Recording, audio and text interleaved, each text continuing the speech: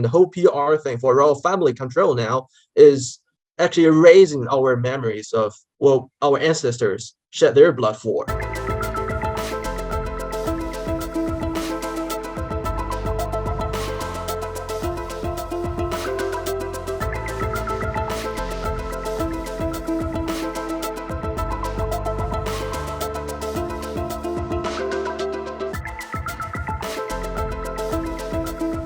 So I'm really excited to be talking today more about the death of Queen Elizabeth II. And I mean, I will say excited on some level. I don't want to be excited about somebody dying, but I'm definitely not a fan of the British crown. I'm not a fan of the British monarchy, so can't say I'm too sad about it either.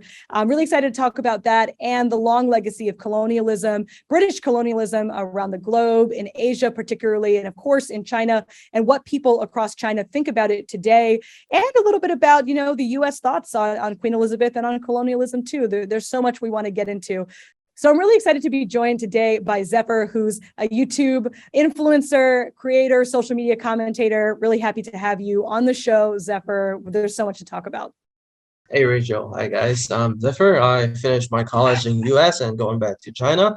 I've been extensively organized Asian Lives Stop Asian Hate and participated in BLM, this kind of human rights movement. And today we're going to talk about Queen Elizabeth II. I think the topic is very interesting that people throughout the world are willing to express themselves. So let's talk. Yeah, no, there's definitely so much to get into. It's really interesting about the Stop Asian Hate. I think that's a whole other conversation for another day. It's pretty cool that as an international student, you got involved in movements when you were here in the United States. I think that's its own unique perspective to get into. But I really want to kind of open here with asking more about what people in China think about the death of Queen Elizabeth. I mean, there's probably many different ideas, many different thoughts, many different camps of thought, but I'd love to know more about if people are really mourning over her, if people are really sad that she's died, or if people are reflecting in a bigger way on colonialism and the colonial history of China. Well, Rachel, it's a very interesting question because when we're talking about Chinese social platforms, we have various social platforms and we have various opinions. It's a huge population, but generally dividing on geographically speaking, HK, Hong Kong, and Macau, and China mainland and Taiwan is very distinct from each other. So from my perspective as mainlander, then the major perspective is from the anti-colonialism. And for Hong Kongers, possibly some are mourning Queen because they think Queen is a very good symbol for her dedication working this long time and only representative for stability in this unstable world, especially for those pandemic things. And for Macau, that recalls people of the colonialism from the Portuguese. And for Taiwan, people's opinion varies depending on their political understanding. But not just Chinese, also the Koreans. I found it very interesting in a Korean article that scholars are arguing how the Japanese colonialism comparing to the British is different and caused a lot of turbulence on Korean social media. So when we're thinking about passway of Queen, then the colonial, and if we're not going to talk about colonial, only about her dedication work, then it's interesting to me that even though the Pan-Asia area has been colonized by Western world for so long time, then the reaction on their country leader now is so different. So I think it's a good time for us to talk about why. Just looking in, I would assume there'd be a lot more, especially young people who have a very strong anti-colonial view and really recognize just kind of the atrocities that the Queen is responsible for. In the US, we really don't have that kind of mindset. I mean, the US does have an anti-colonial history. The US was founded on an anti-colonial revolution, and it was a conservative revolution. I mean, we still had slavery in the United States, obviously. So by no means was it some progressive fight. But in China, the difference is the Chinese Revolution was led by poor people, was led by people who were fighting back against colonialism, fighting back against a variety of issues. In addition to that, of course, fighting for an independent China on so many different levels, and fighting for poor and working people. So I was always assuming in some ways that there might be an opinion in China that would be a little bit more staunchly anti-queen. I mean, is there at least a small minority of people that are anti-queen? I'm curious to hear about that. Let's say the public opinion is like 40 think Queen is somehow an icon for instability, and 40 is anti-colonialism in mainland China. But in other places like Hong Kong and Macau, a lot of anti-colonialism. And Taiwan, that a lot of young people are mourning Queen for her cuteness, for their admiration for a royal family. They think by saying that, possibly in their friend socialism we call in China, that is somehow possibly aims this when they talk to their friends and show their daily experiencing, then it's somehow a superior representation if they mourn the queen some way. So somehow means I keep an eye on what royal family did, and I love Queen so much because she did one, two, three, four, five. She loves dogs, so she obviously protect animals, etc. So yeah, it has to do something with, of course, the royal family branding. I think they did a super work on branding. And second, this has to do something with political correctness, infiltration, of course, from the US possibly. So protecting, dogs or cats can somehow defend in a way that diluting people's interest in learning about the colonial history on their ancestors. So that thing I found is very dangerous and is very important, but always neglected now. Yeah. Yeah, no, it's definitely very dangerous. I think it's really interesting to me because you have a direct history as a Chinese person. You have a direct history, a direct legacy of being colonized by the British. And in the US, we really never learn about it. We are taught in the US that essentially all of the textbooks say that China was actually never colonized. So it's interesting to bring up Macau. Like it's really interesting to bring up Macau and all these things because that's something that we're never really taught about in the United States. During our history classes, for the most part, we're taught something called open door policy, that even though China's colonized, it's not exactly colonized, not the same as the rest of the world, because I guess being open door, it means that there's a free flow of connection. I don't quite recall all of what the textbooks say, but it really has to do with that. I mean, it's a really interesting idea that they put forward that people in China were in some ways either okay with colonialism or it wasn't nearly as bad for whatever reason. So that's kind of the perspective we're coming from the United States. So it is interesting to me, if you're the descendants of people who are directly colonized, how you react and relate to that. I mean, in the US, we definitely talk a lot in progressive spaces about like internalized racism, internalized colonialism. I mean, Frantz Fanon wrote extensively about this, about the experience of being the colonized subject and how we start to believe that the people that colonized us are superior or better to us in some way, shape, or form. And I do think that there's really something to be said about how powerful that is. I know in the US, the idea of internalized racism, for example, it's very strong. I mean, we internalize it so deeply as Asian American people in the United States that our opinions don't matter, that we don't matter. And really, we internalize that our cultures need to be something we're ashamed of, something that we should hide from the world. I mean, this is a big part of our experience here. So it's kind of interesting to draw those connections and see how they relate to the Chinese example as well. Because in the US, we really don't learn about it. So I am curious to know from your perspective, if this is history about the colonization of China, what happens? What do people really need to know, especially if they're coming from a Western education system where we're taught nothing? Well, China, is a huge country geographically and historically.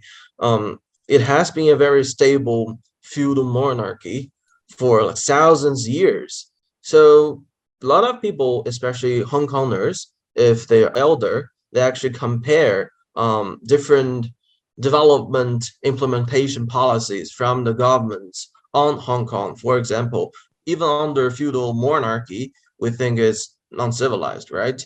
And a lot of people live in central areas feel they're having the superior citizenship, comparing to those who live in rural areas, even coastline like Shanghai or Hong Kong. Because living under Qing Dynasty, for example, Hong Kong was barely just a small fishing village out of nowhere, just like Shanghai.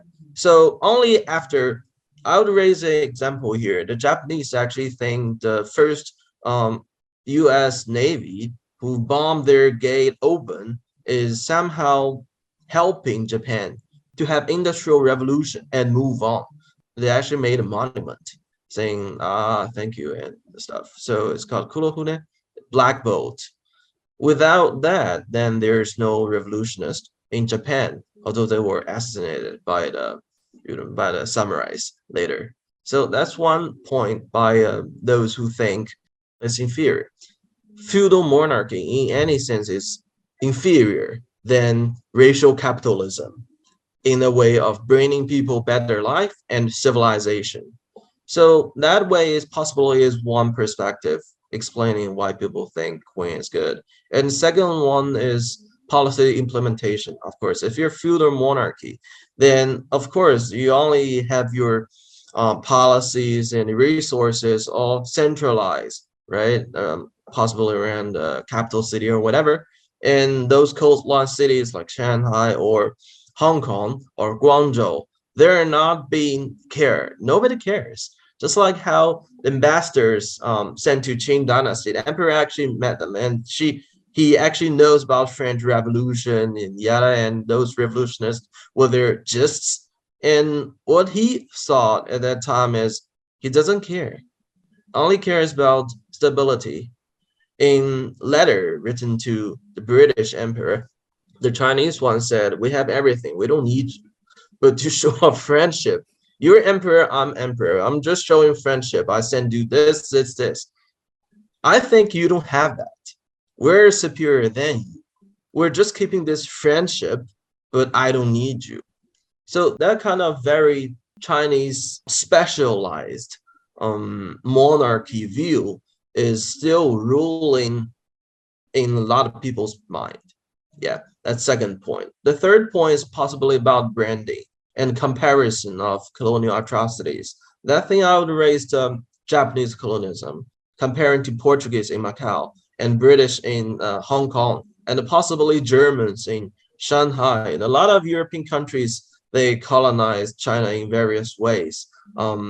So comparing to Japanese, of course, this raised not only Chinese, but also those living in Singapore and Malaysia, pan Chinese, I would say, and a lot of Asians and Vietnamese. Yeah, of course. So comparing to Japanese, they think being colonized by British is superior, at least lives better, even though I would think it's more like an Indian caste system, but mentally, not like actually, we're saying this caste system, but everybody recognize themselves as second or third class citizens. But compared to living under Japanese colonialism, at least they're living a better life than living under Chinese traditional feudal monarchy. The other thing why people really love Queen, possibly when they think they would have a better city development or personal life under that kind of structure. So they actually think the present social networking or social policy is not good as before. They don't actually care about like a political ideology. They don't think about unjust in the system. So, and the other thing, possibly the fourth one is the lack of history knowledge. That's very important. So for youth living in a more Western colonized place, they don't learn that much about colonial atrocities, and they don't even have the material to compare how one settler comparing to the other, possibly Japanese colonialism. If you ask young Hong Konger if he knows or she knows the A604 troops is like a squadron or a branch from the 731, I would say this guy called Ishii Shiro, he actually managed human experiment on Chinese during the World War II, and he got exemption from the U.S. Army. for sending everything, and he and his research fellows have after the Tokyo judgment. So he get away with it. And about 10,000 or 2,000 Hong Kongers was dragged by the Japanese military to Guangdong province, to basically those who speak Cantonese, right? And they were being treated like animals and did human experiment. They all died. Yeah, possibly they don't know that. They don't know it. But even not knowing that, comparing Japanese imperialism to British colonialism, they think British colonialism is more civilized than Japanese colonialism in a way. So yeah, possibly it's a practical way. But I would like to say my experience and my observation is this guy Lee Kuan Yew, you know him, the prime minister for Singapore.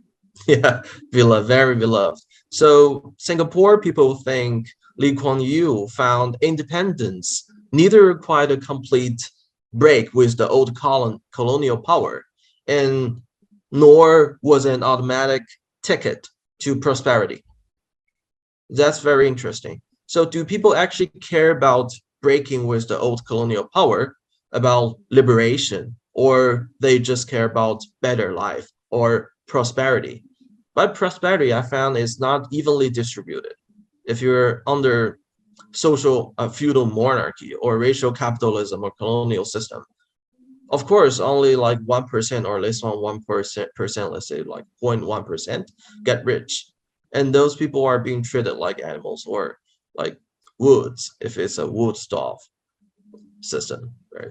So possibly it's time for people to learn more, read more, and know the history. Otherwise, if I quote MLK, it's not we making the history, it's history making us. No, it's very true. I think people in the United States especially have very little context, very little knowledge about any of the history of colonialism, not just in China, but around the globe. I think that there's a really interesting perspective, and it comes up a little bit when the Queen died.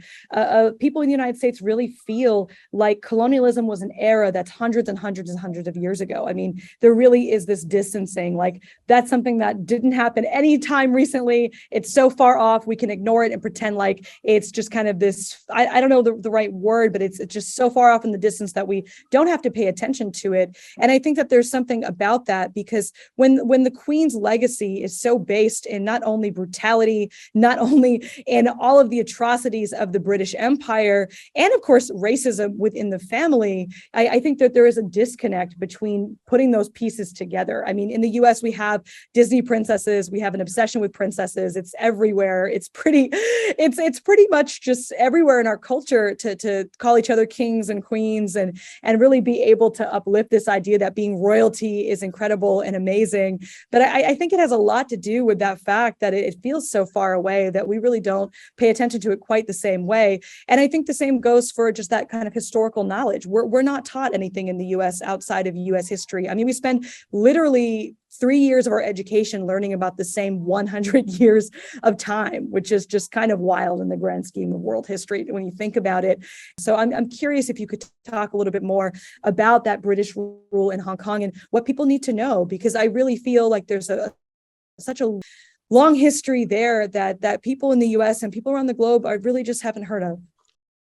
Okay, very interesting. So under Qing dynasty ruling, Hong Kong was barely just a fishing village, right? And the British came, they found Hong Kong is a great place for doing business. So that's Qing dynasty, if Hong Kong could be self-governed territories for the British, then they bring for a lot of Hong Kongers development in a way. So there's business, there's order, there's foreigners, and there's money, better life qualities. For that 50 something years, Hong Kongers think comparing to mainland China at that time under feudal monarchy, right, is a representation for a better life and future, including the pioneer for whole Chinese democratic revolution, Sun Yat-sen. He went to Hong Kong and wrote, the street is so tidy and people laughing, there's order here, there's development here, there's future for China here. Otherwise, there's just muddy road and barely nothing. People just fish there. In a way, he thinks bringing development, neglecting whatever political ideology or being second or even fourth class citizens, at least bring people better lives. So that what happened before. But after that, something changed. Comparing to what happened among throughout the world in um, Ireland, in India, the Great Famine, and Hong Kongers being living under a repressive law system that when the British, for example, kill someone, then there is a sentence system. And for Hong Konger kill someone, it's another. Then people start to recognize and realize under this system there is no justice, and this is no good for their children. It's actually self-limiting itself from reproducing more development motivations. So at that time, people start to think, comparing to other political systems or other people living throughout the world, is our system better? Is this people treating us like people? Do we have respect? Do our children will have better life than I do? So that's when the question raised. Um, Interestingly, because I think this has to do something with the social media monopoly that the younger people do not recognize what's happening before, and those elders they feel ashamed to tell their kids like what happened before because they want to keep a very vivid or at least warm talking atmosphere. They want to avoid talking about that shameful history of being colonized, of being not being treated not people. And other perspective is what I just said. Comparing to Japanese colonization, the British seems at least little more civilized, not killing people, not treating people like animals. British are treating people like second-class citizens, right? At least people. So by comparison, there is a quote saying, by comparison, people find happiness. So possibly that's why like people feel it's tolerable comparing to what's happening just next to them in Guangdong province. The Japanese are killing Chinese and making that into human experiments, yada, yada. Yeah. One thing I found very interesting is how they use branding to recreate this fake atmosphere that people love the British royal family and love the Queen. So I think there is an article in Nature 2020 by Sichuan University talking how the infiltration and creation by bots, social bots, can fake this facade that people love someone and use as a defense system to push something people do not want to show the audience, right? So what they do is they actually create this social group by using bots to say something not central, not prioritized, but to talk more about the problem that is not major but minor. For example, for the Queen, let people focus on her dedication work instead of what British did and what the royal family was, right? Linked to the army, linked to the white settlers, linked to the let's say comparators. Comparators like they act some Chinese like exploit your brethren and we'll give you this one, that, right? I'll give you citizenship, etc. Like what they did like what they do to India right now. So doing that, people are distracted from being able to know what happened before and have this motivation to learn what happened before, to focus on something like Queen love dogs, Queen protect animals, Queen is very good looking nanny. So the symbol of Queen in Cantonese switched from the Queen to actually 势头婆 in Chinese. That literally means women boss that manage your daily life. So I found the branding system and branding strategy very attractive, very useful, and very fruitful in a way or another. That thing is being researched on Nature. So possibly I think a lot of people will recognize and realize what's happening right now. By saying anti-colonialism by scholars or those who know what happened before, then on social media, when we need to spread our thinkings, then we meet this huge army of social bots or those being distracted that is fascinated with how Queen is protecting dogs.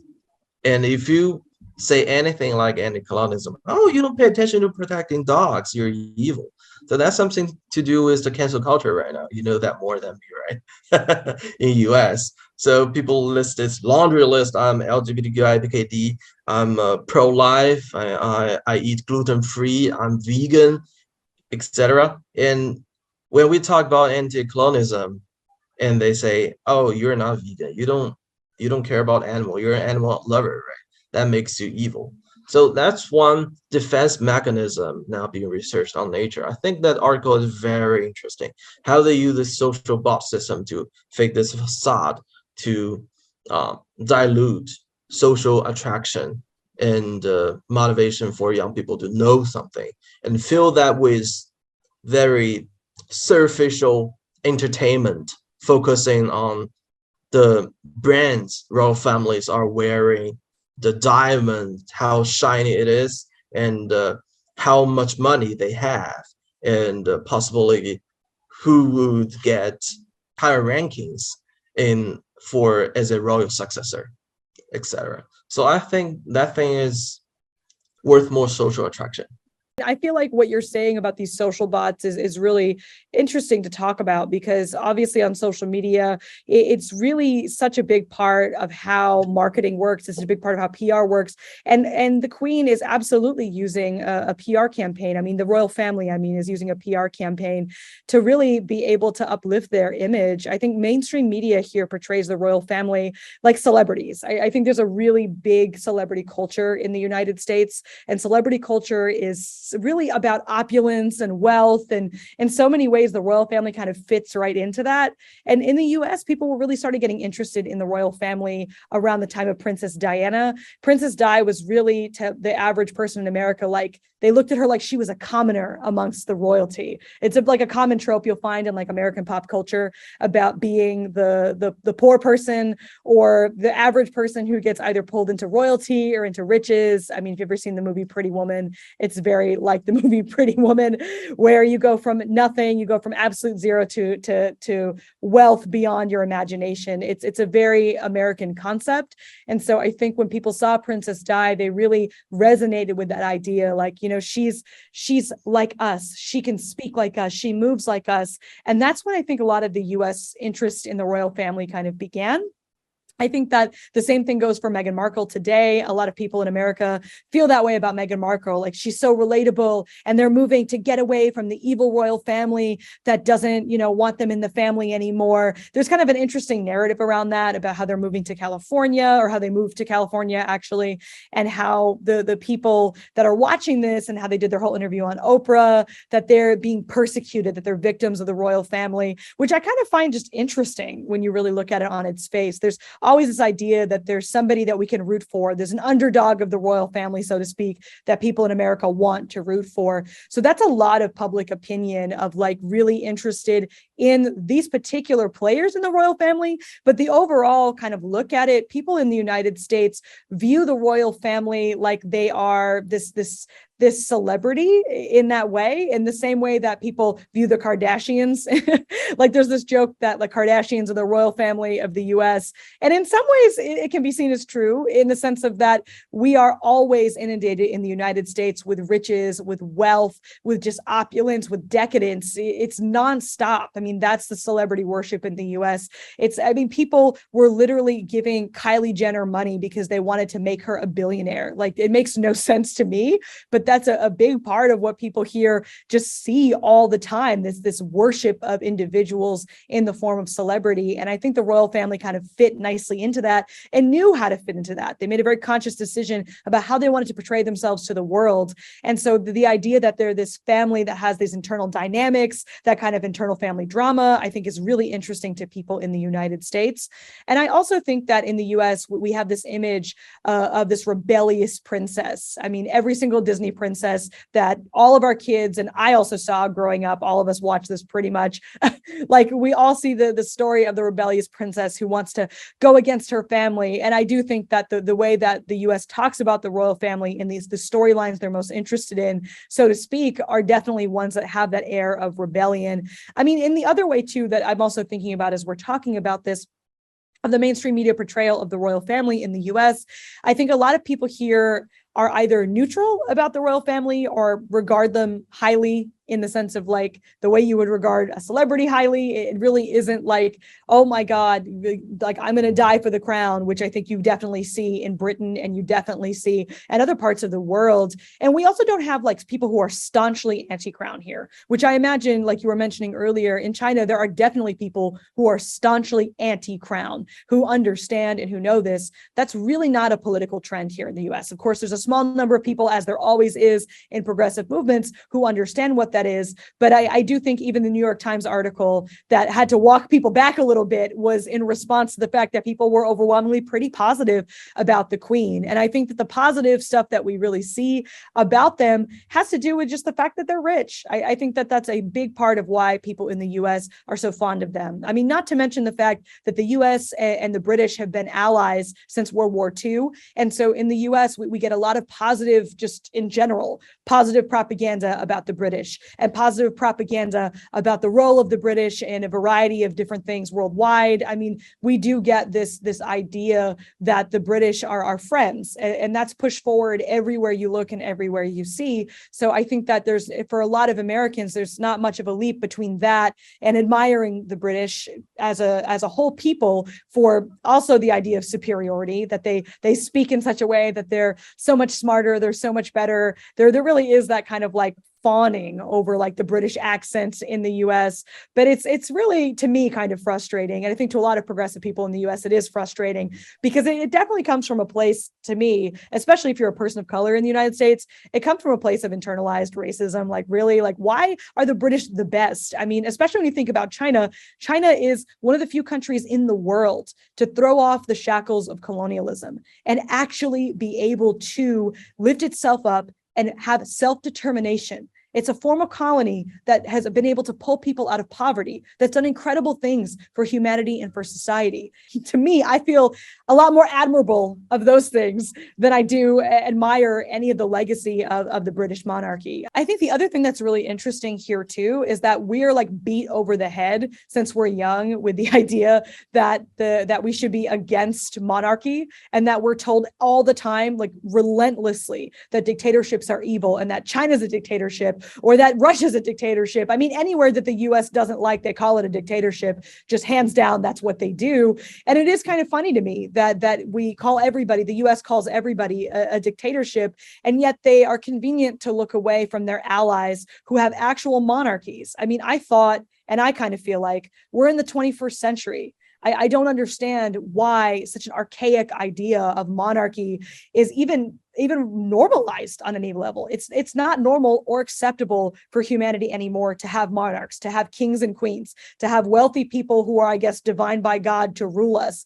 But in the case of the United States, they're willing to say, and normalize and be okay with the fact that Saudi Arabia has kings and princes, and they normalize that because that's an ally of the US. Or they normalize the fact that the British have a queen, and that it wasn't that long ago that the idea of the queen being the head of state of countries, it was a reality. I mean, in Jamaica, it was in April of this year when they actually petitioned for the Queen to be able to not be their official head of state, which is wild. In 2022, Queen Elizabeth II was still the official head of state of Jamaica. I mean, that's how recent colonialism is. The idea that it's gone is wild. And I mean, the US itself as an empire, the new empire that replaced the British Empire, I think we're very primed to think that way, and very primed to think about empire in a totally different way, as if it was so long ago. And yet the US still has a colony on Guam. The US still colonized Puerto Rico. I mean, US Samoa. I mean, you could go down the list and keep finding where the US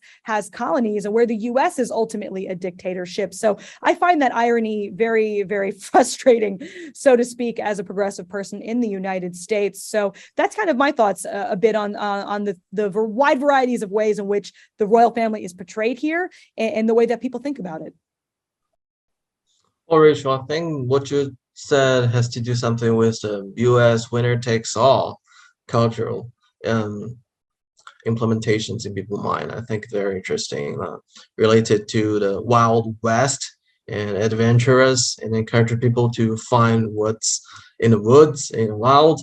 Well, interestingly, I find its self-projection the same for some Chinese youth or lack of history knowledge that think possibly they want to be a Chinese royal family in a fantasy, or fantasizing they're going back to 1920 something and marry a Japanese colonizer or a British colonizer, and go to British and have a very royal, very prosperous life, servants, caviars, salmons, and have slaves even. So that thing I found very interesting is how the New York Times actually carried out a column, op-ed from Harvard history professor that saying monarchy is something we don't like.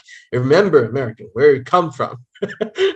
I found it's super interesting, like how a Harvard history professor, obviously she is not aware of the social platform power and why I think is almost a backslash from how you play around with social platform public opinion, and now it's so pro Queen that is against what they think possibly just of America.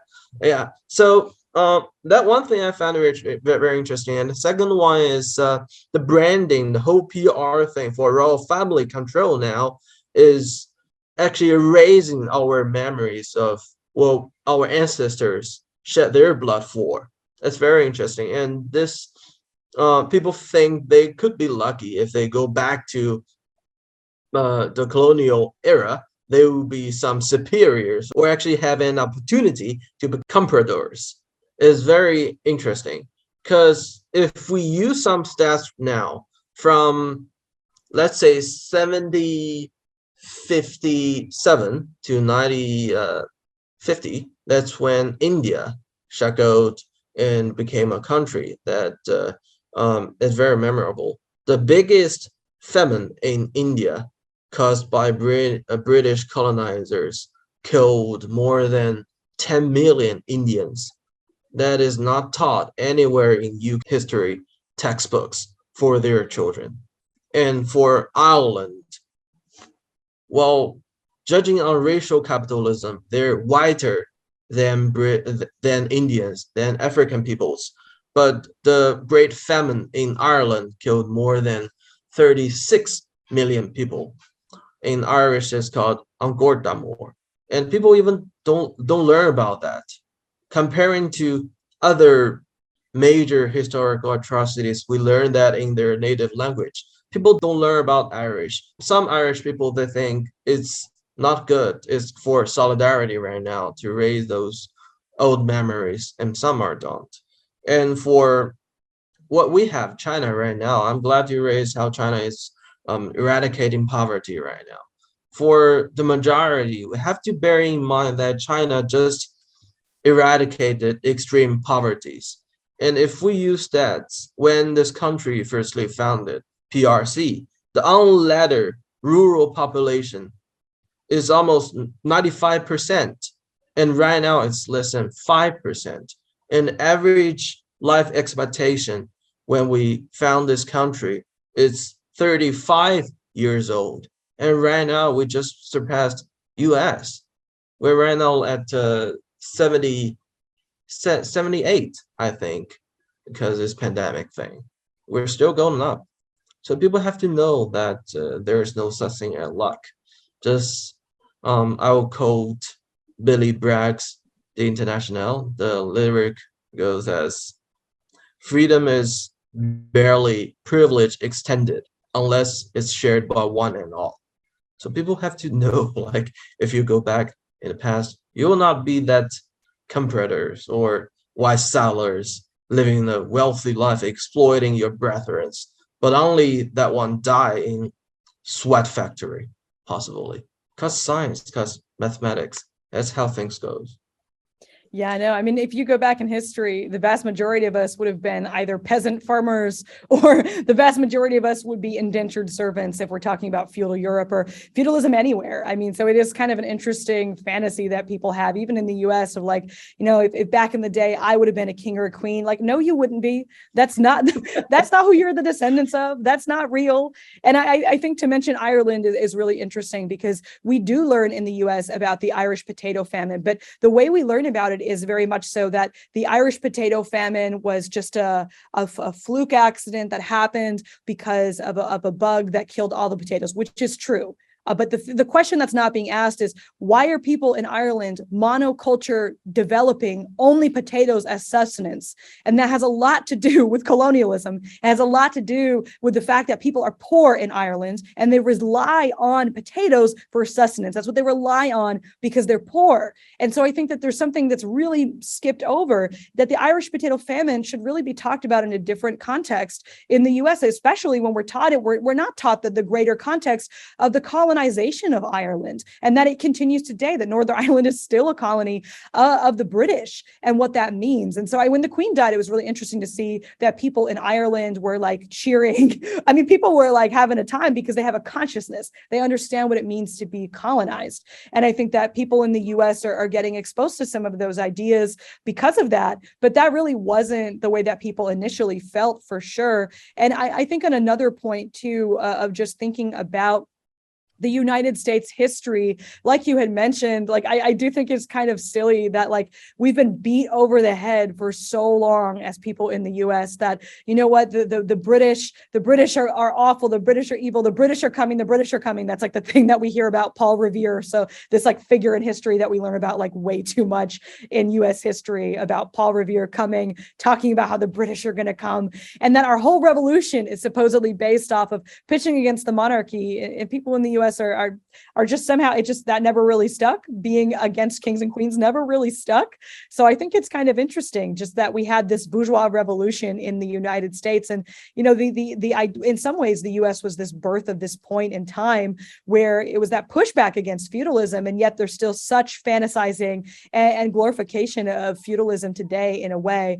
But either way, I do think one of the things that I'm really interested to know more about, and like, the thing about the United States and what we learn about history is that when we learn about colonization, we not only don't learn that the United States has no colonies, never colonized anyone. I mean, that really is it. And like you mentioned with the Wild West mindset, I think that is the US's version of colonialism, because it has not only actually been a colonizing power, but the idea of that Wild West fantasy is also an extension of that colonial fantasy. The idea of going to the West, what it meant was killing indigenous people. I mean, the United States was founded on the genocide of indigenous people. The largest genocide in human history was the genocide of Native people in the United States. I mean, to look over that and to pretend like that isn't part of this greater legacy is kind of crazy. But Hawaii too. Hawaii was a colony of the United States that was turned into a state. And so I think that there is a way that we talk about the romanticizing even of the Wild West in the same way of like,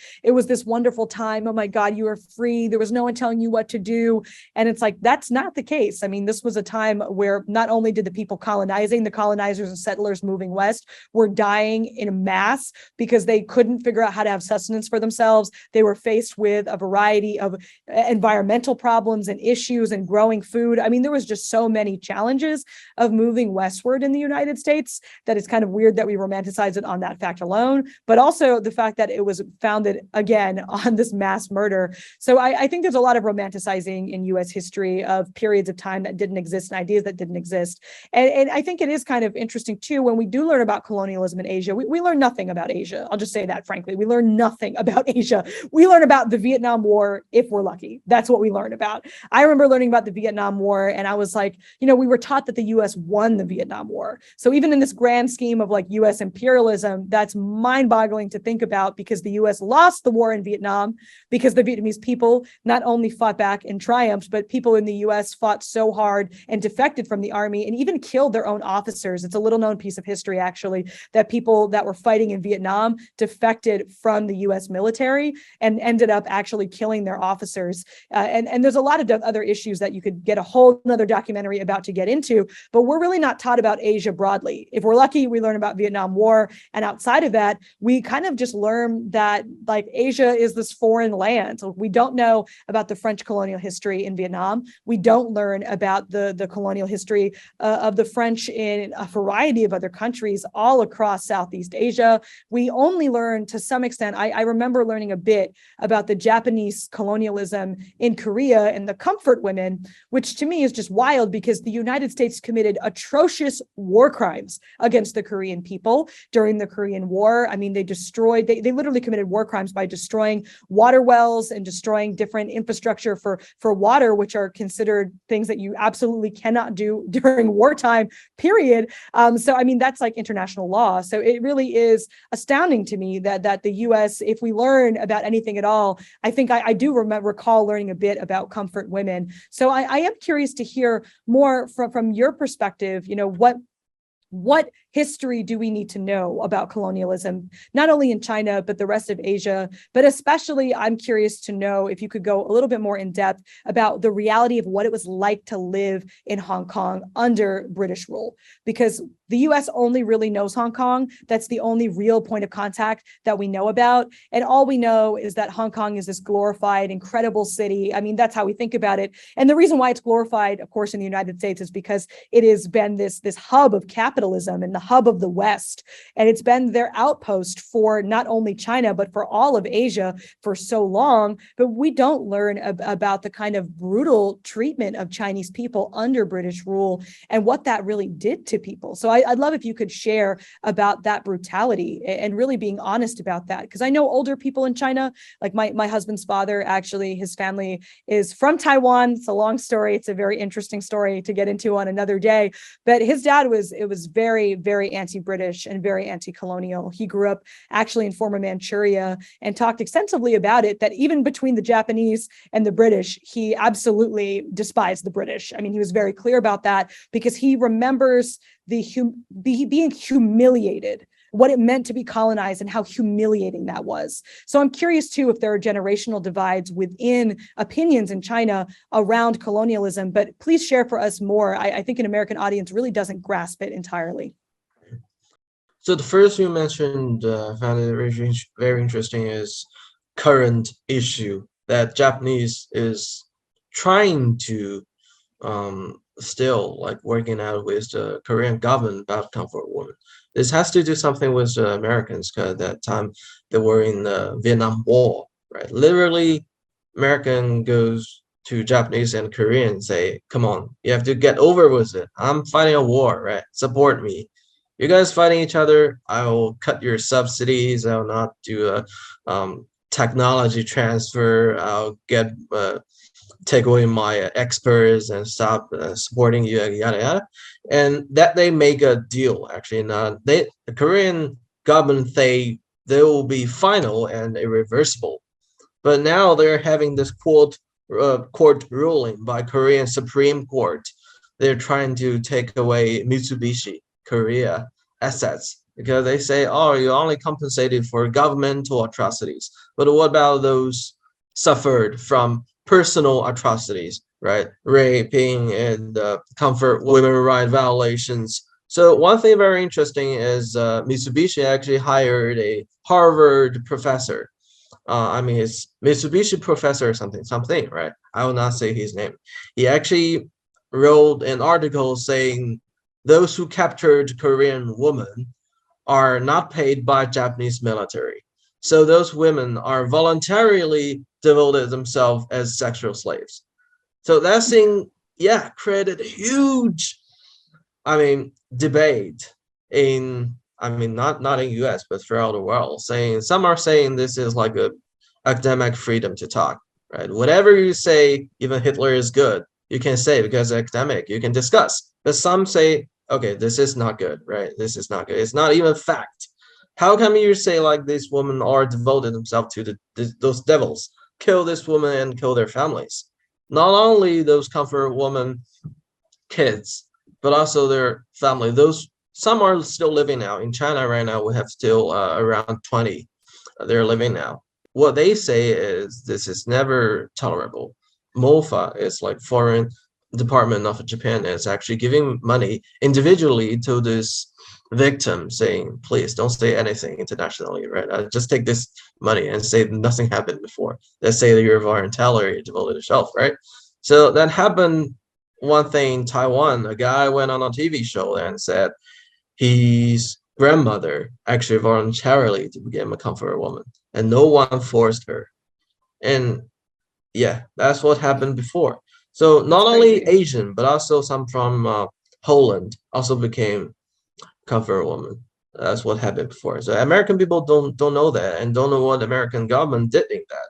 And what I just mentioned in Hong Kong, of course, Japanese military has captured like 20,000 Hong Kongers to Guangdong province and did human experiment on them. Majority of them just died with no names left, but only the branch name of that Japanese military is 8604. Every Chinese remember that, just the infamous 731. And what happened afterwards?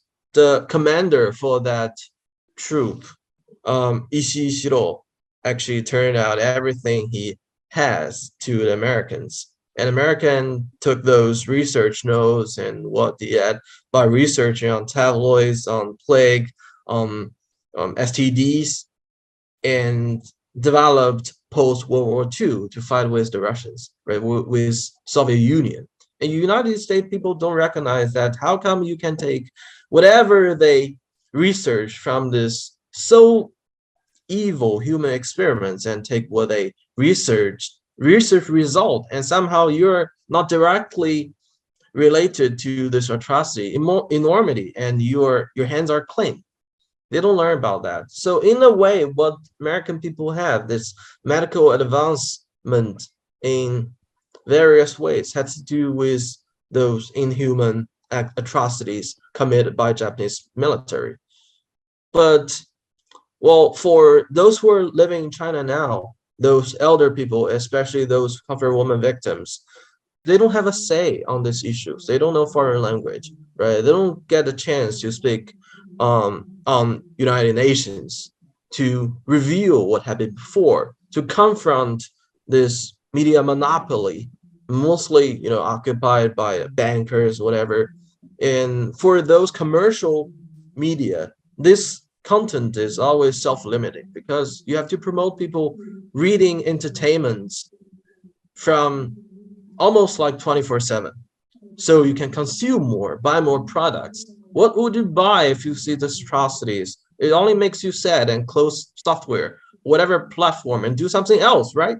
To remove yourself. So I always quote an old Chinese saying that if you don't see where you go, you'll fall. And if you don't see the final destination, and you will not reach there, you have to see where you're going and see where you want to go. By forcing people or luring people, only see their foot, not where they want to go, is the way I think the media industry right now in US, or media monopoly industries also in UK, are trying to new system enslave youth throughout the world to be their slaves, work, and buy their stuff, not knowing anything. It's also almost like this mass Animal Farm. If you have ever read that novel, just eat being cut into meat, not knowing anything, fertilized and stuff. Yeah, it's sad, but it is truth.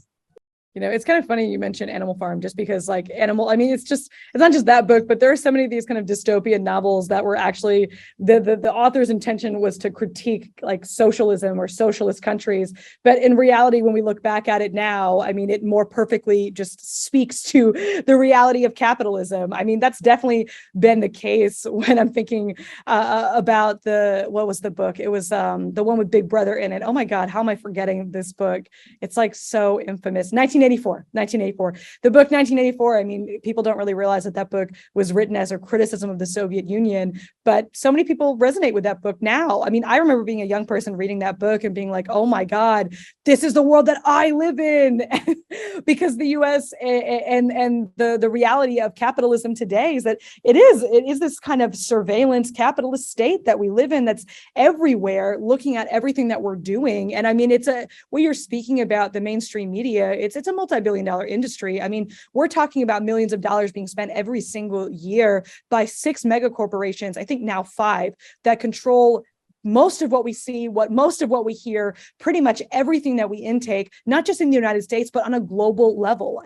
US corporate media has influence all around the globe. It literally stretches everywhere. And I'm impressed, and I'm interested too about how US mainstream media has impacted and impacts Chinese popular opinion, because it absolutely is touching young Chinese people too. And I think that there's something very dangerous about that, because this propaganda that's built by the US, the vast majority of what's being put out there is not only run through the State Department, but it's for advancing US interests. It's not for the interests of the United States people. It's not for the interests of people of the world. It's to advance the US government's interests, the US ruling class's interests, not the interests of everyday people. And one of the things I think about that too is a lot of people don't really know this, but the CIA funded so many different projects within Hollywood. It's well documented, well known, well understood. And yet somehow we're not, people in the US don't look at our own media, whether it's Hollywood media or corporate media and news. We really don't see it as the propaganda machine that it is and what it was built to be. And I know that you mentioned about how the atrocities committed by the Japanese are used by the United States in terms of the knowledge and the research. There's also a case that I like to bring up because it's important locally, just in New York City, about the statue of Marion Sims. Marion Sims they call him the father of modern gynecology, but Marion Sims experimented on Black women, on enslaved women, to get to where he is in terms of his knowledge. And we still have statues. His statue was removed, but we still had statues of him literally in New York City for quite a serious amount of time, well after this would be ever considered acceptable to do. And so there definitely is a long history of the United States using all of the legacy of some of the worst atrocities committed by humanity to use that research to be able to, I guess, build industries and fields. And I think that's just the nature of capitalism in so many other ways when you really start to think about it more, just because when we really break it down, the US ruling class really only cares about its own interests. It doesn't care about the interests of everyday people. And whether that means colonizing an entire country, like what we see going on right now with Puerto Rico with Hurricane Fiona. It's actually wild that people all across Puerto Rico really don't have access at all to power still. And since 2017, after Hurricane Maria, there really wasn't any sort of improvement on so many different fronts. All the US did was privatize the power grid. And so there's these protests against Luma, which is the energy corporation in Puerto Rico, which the US essentially forcibly privatized the whole island. So that way the United States could be able to profit. The United States companies would be able to profit and make money off of this. So, that's the legacy of colonialism in the US. That's the history of what the United States does. And so I do think it's kind of an interesting contradiction where the US has been involved in not only so many atrocities on the face of it, just literally involved in atrocities. It is kind of interesting to me that the US always points the finger elsewhere. And so, yeah, that's definitely something that I've always been thinking about, and something that's on the forefront of the minds, I think, of progressive people here as we start to see things get worse in the United States. Inflation is rising. The conditions for people are getting so much worse. And yet somehow we're still in a situation where the US is giving us propaganda like it's all of our faults, but it's really not. But I could go on forever about the corporate media, I will say.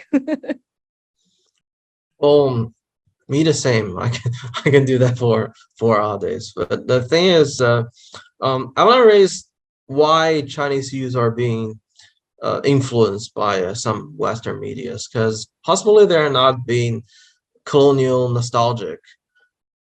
If we educate them with some basic history, but they don't have that history knowledge. The second, possibly they're not actually very fascinated with Western stories or so-called Western democratic system that much, but more they're being infiltrated by this preset mindset that the Western is good, the Western is more civilized, and Western is what we will be ubiquitously, that ultimately. So the fourth is when we learn English in possibly private educational um, companies, these children always learn pure English articles or just direct foreign textbooks from America or UK. So they do not actually learn about the national history. They learn more about foreign history. Possibly they're sharing the same educational system with the US, even they're not actually in the system. They're trying to mimic the system, just like the elite schools in UK.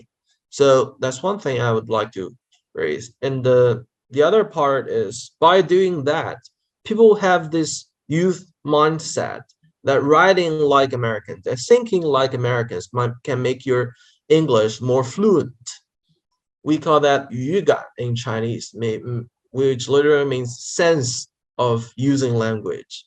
Sometimes we don't learn about grammar, how you write, but more just like what American people talk like, right? Try to mimic that. So when you think about how to explain yourself or say wording, possibly that is not very advanced in using language, but you're expressing yourself very naturally by mimicking what American people say, think, or express themselves. It's a quick way to improve your English level.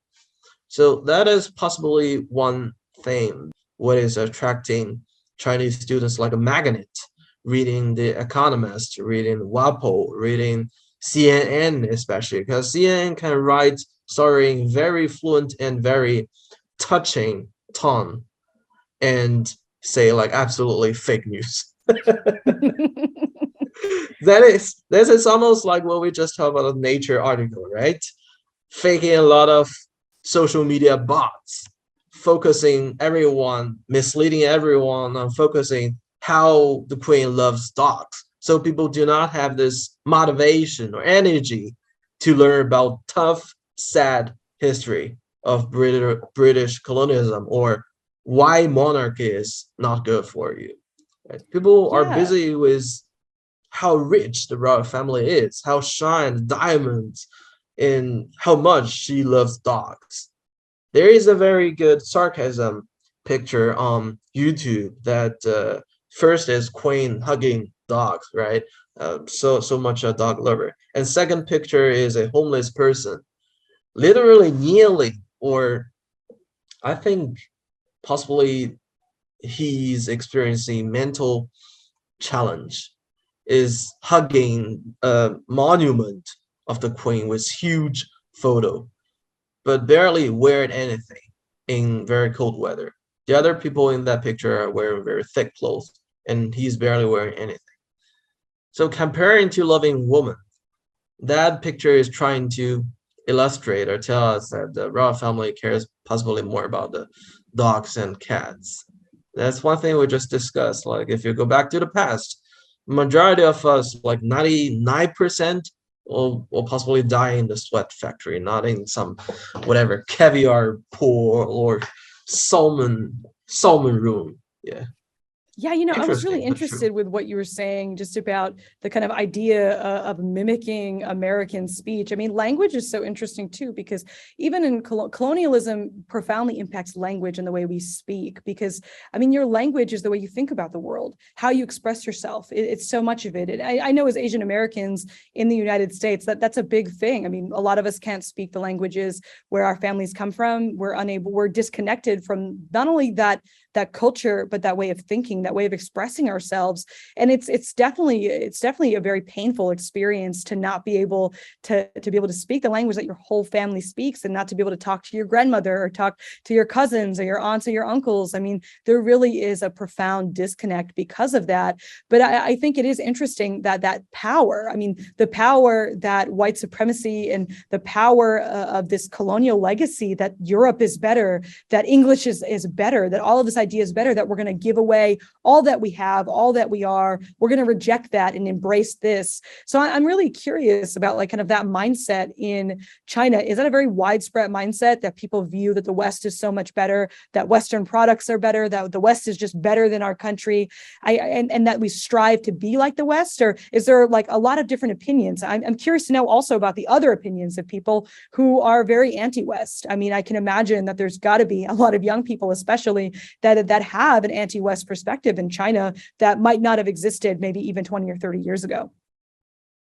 A lot of that has to do with mercantilism, of course, and people hoping to have a better life. But I'll use a metaphor that my, I think, middle school politics teacher taught us. That metaphor is you go into a T or go into a bus station, right? And it's already crowded. You want to get on the bus, and some people are already sitting on there. We always know like there's some seat on that bus, but it's limited, only a few, right? Majority of the people are standing on the bus. And as someone trying to get on the bus, the only thing he or she wants is equality, right? They want to get on a bus. That's the mission one. But after getting on the bus is so crowded and you're sweating and this and that. What do they think? They want to offer the same equality for those still waiting at the bus stop to get on the bus, or they want to close the door. So the whole environment can be more comfort for them, less crowded, right? So at that time, my teacher told me, those standing on the bus crowded like salmon, they share the same understanding and same political standing with those sitting on the bus. Right? Those standing on the bus and those sitting on the bus obviously share different political standing and if in society a different prosperity rate. But at that time, their political goal is the same, to prevent other people from getting on the bus. At that time, what they want is not equal, is freedom, so-called freedom. Possibly explains, I'd raise another example is the Indian caste system. The second class, even we say second class citizens or whatever, comparing to those living so-called low lives, they feel they're not trying to get over with it or upgrade to the first level, but being able to keep their leading status in this whole system is what they want. Want to manage and to maintain their leading relatively superior class status for them, for their children, years after years, is what their majority tasks about political order and political decay. A lot of people admire his theory that no matter what kind of political system a country or region has, even we're comparing to atrocities, doing the feudal monarchy to colonialism or brutal colonialism or less brutal but more mental colonialism, that giving political order is good. Political decay, any kind of political system, even this liberation or whatever, is bad. As long as you can provide political order to the place and there's rich people, there's prosperity, neglecting the distribution, neglecting the majority of people living in a sweat factory like animals is good, at least for the comparators or at least for the settlers. So rationalizing or justifying those systems is the ruling power being held in the minorities, especially those who have media industry monopoly power, is what we are experiencing and seeing now, sadly, in U.S. corporates. Yeah. Yeah, so I guess what I'm wondering though is like I'm curious though about the question I had about the superiority, like the idea of do young people in China, or do people in China look at the West as if it's superior, or do they not? I mean, is there a large vocal group in China of people that embrace their being proud of China and being proud of the accomplishments of China, and eschew the kind of like fanfare of the West? Because for me, I definitely know that in Southeast Asian countries, like I'm very familiar with Cambodia. My family's from Cambodia. The thing about it is that's interesting about Cambodia is that like a lot of people there they just want to be the French. They want to be American. They want to be the West. They're just desperate to be the West in a lot of ways. A lot of people don't feel that also. I mean, there's a divide in those feelings and opinions, just because, of course, everyone has a different relationship to their own colonial history. But I'm curious about those divides in China. Well, let's say what we are doing right now, at least what I'm doing right now. My work goal is to disenchant those loving US that much that willing to neglect all the fact about the atrocities, 731 link with the Japanese throwing nuclear bombs in Marshall Island, yada yada, just to be rich, right? Everything they want that much is just to be rich. Being rich, it's okay to be discriminated. It's okay to live a like fifth or fourth citizenship class. It's okay that your child is facing gun violence threats every day. Just to be rich is everything, right? Those people are brainwashed, or at least US washed. It's happy to see they're not the majority. I mean, any places throughout the world, they cannot be the majority. That's what I see. If you go like the third world country, I would less. I'm not encouraged to use that. A lot of people still use that. What do you say like third world? That wording itself is implemented with colonialism, right? What do you mean like first and third? Why they are? Because they are less developed. They're third. I think the ranking system has to be revised in one way or another. When I talk with my African friends, we talk about Tanzania railways that Chinese built in 96 and 1970s, that an artery connecting East Asia and mid South Asia. People are still using that right now.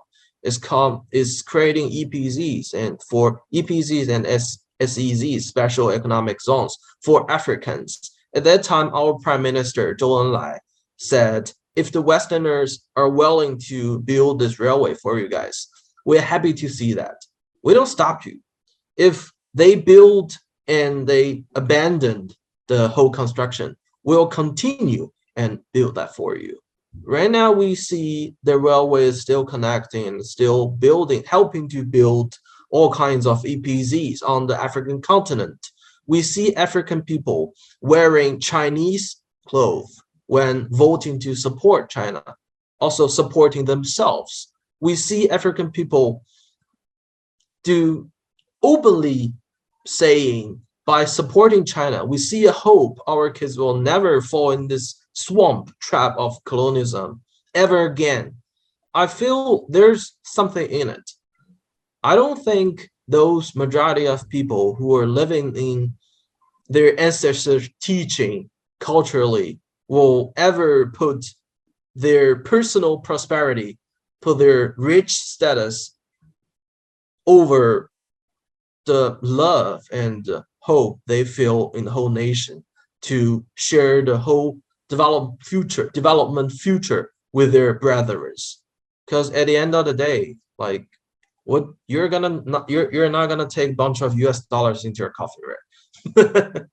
So very direct, but a lot of people think like somehow money is the biggest thing they come to this world and they care about. Yeah.